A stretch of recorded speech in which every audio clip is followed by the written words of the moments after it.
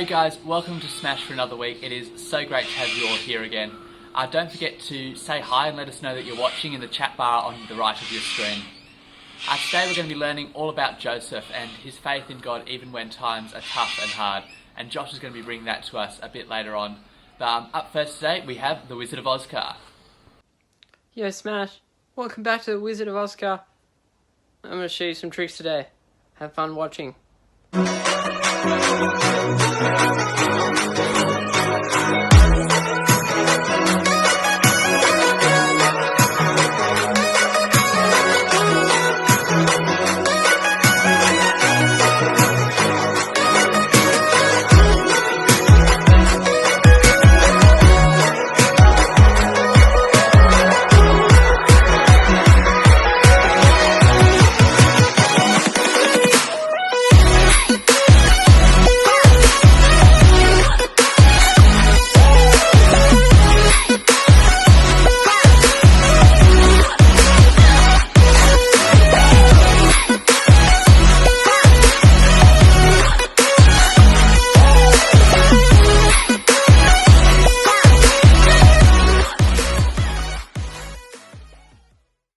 Hey Smash, it's Michael here, and I'm bringing you the challenge for the week. And this week, we are doing a riddle.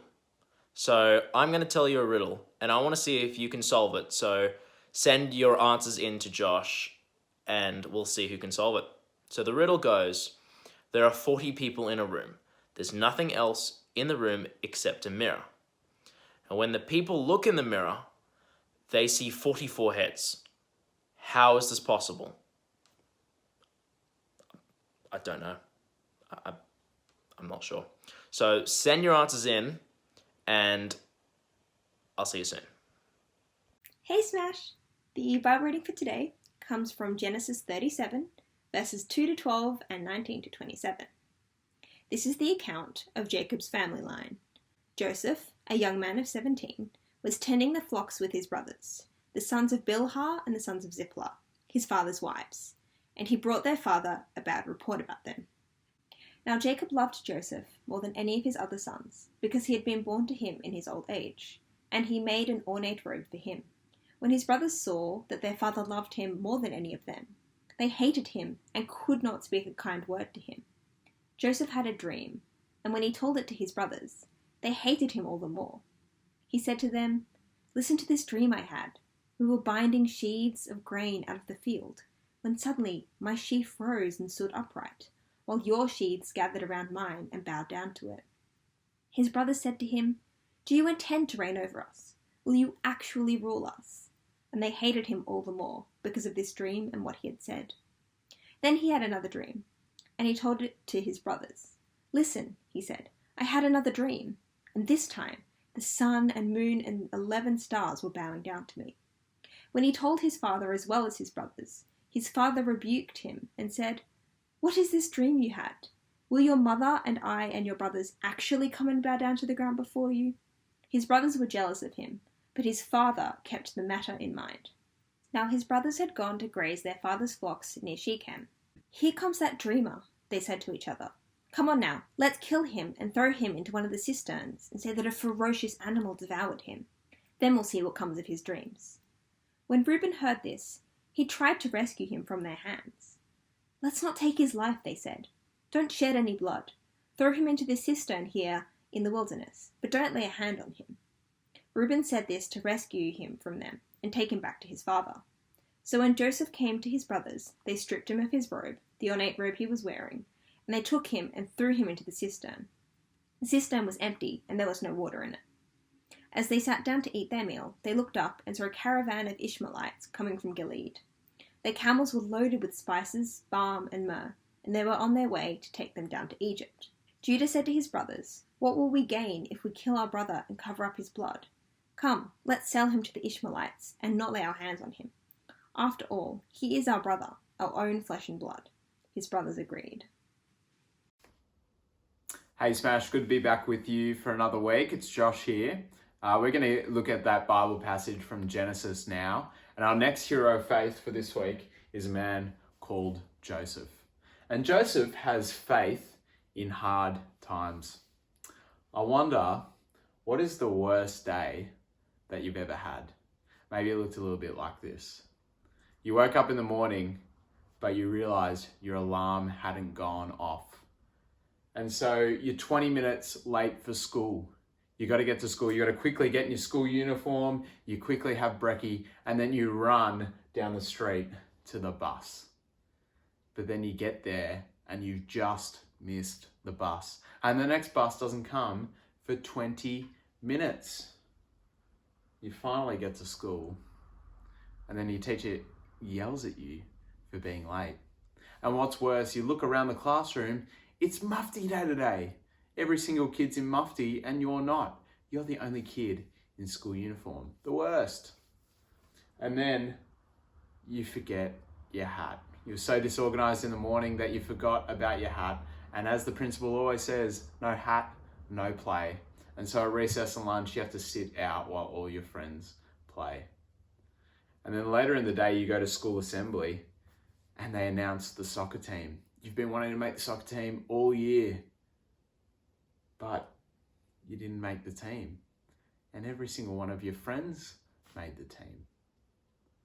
And then finally, this day is nearly over. The school bell goes and Dad forgets that he's picking you up. And you've got to wait at school by yourself for 30 minutes. What a terrible day that is. I wonder if you've had a day like that. Well, today we're going to meet a hero of faith called Joseph. And Joseph didn't have just one terrible day. He had many terrible days.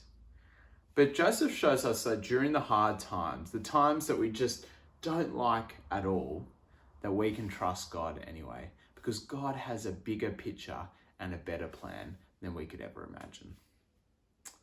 Well, the story of Joseph begins in the Bible passage we read out earlier. Did you see what happened? Well, Joseph was one of 12 brothers, but he was the father's favorite son.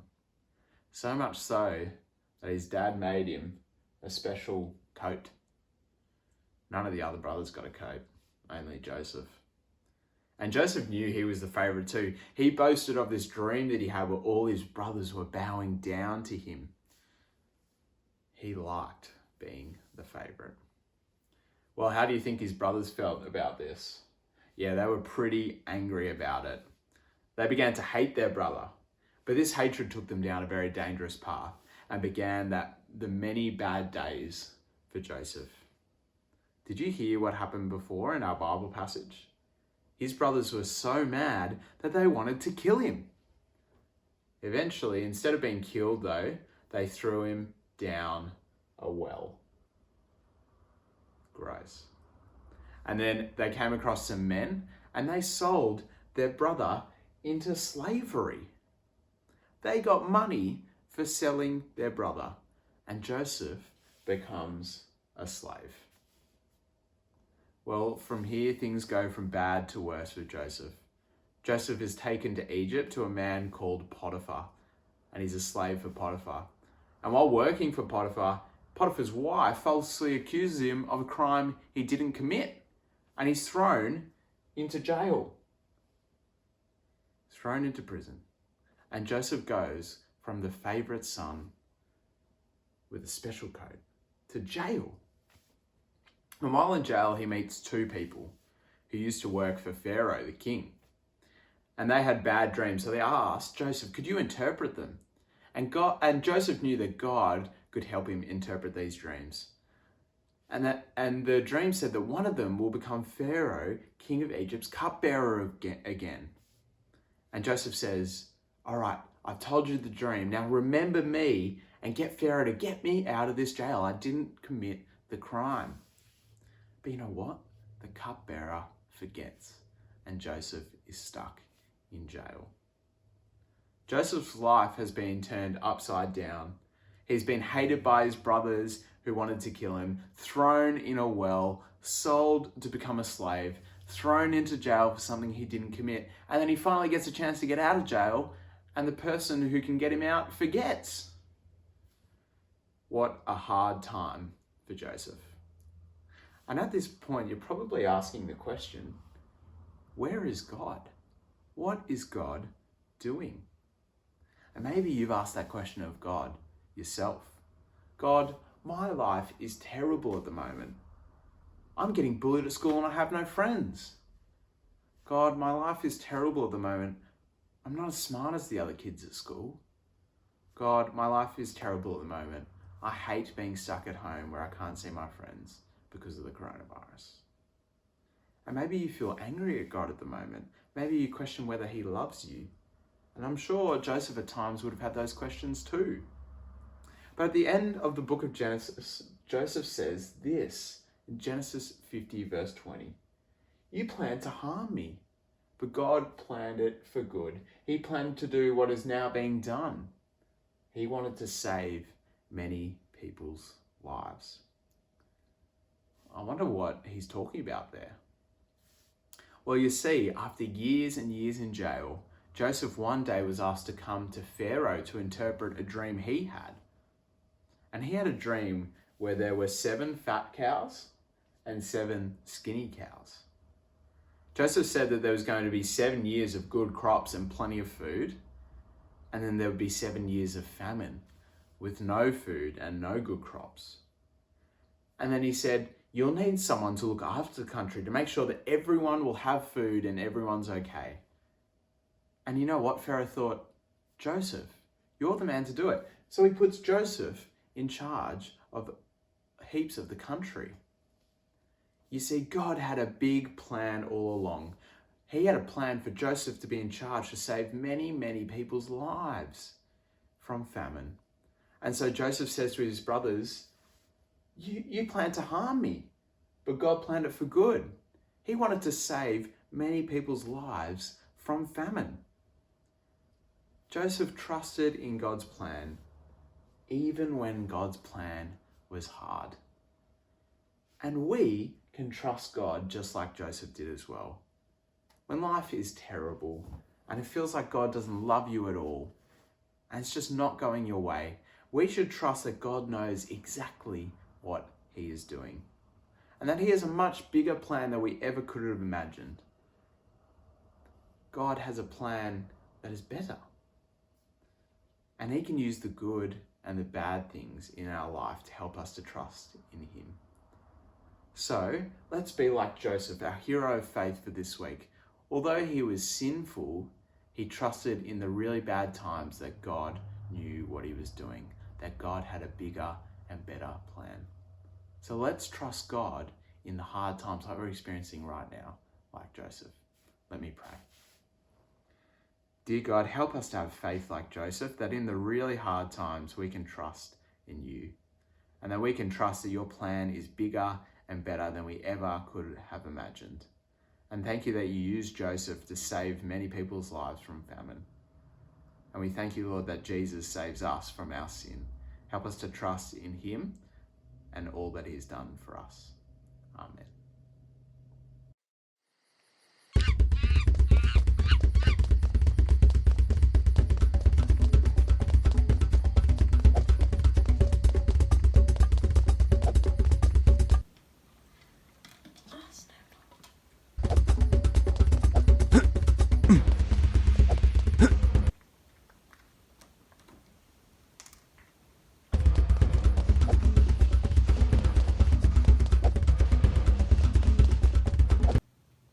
Lex, you've been playing that game all morning, haven't you? Yeah. Don't you think you should go out and get some exercise? It's such a nice day. Do I have to? Tell me why you should get exercise. Because it makes me healthy, it makes me happy, and it makes me smile.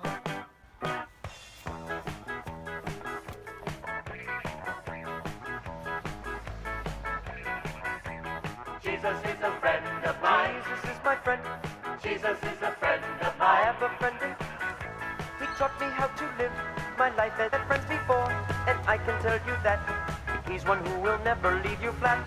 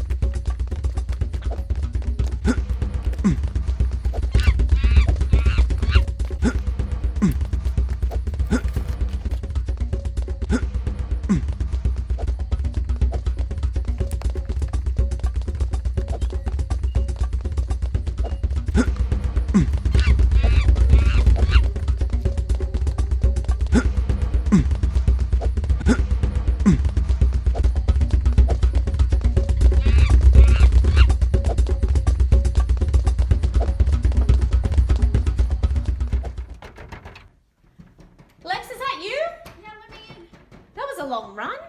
Yeah. What is on your face? Be sure to take a break from screen time and get some exercise. That brings us to the end of our video for today. Thank you so much for joining us, Smash. Don't forget, we still have our Zoom call where we've got lots of fun games and our discussion groups. The link will be popping up in the chat bar on the right in a second. See you there.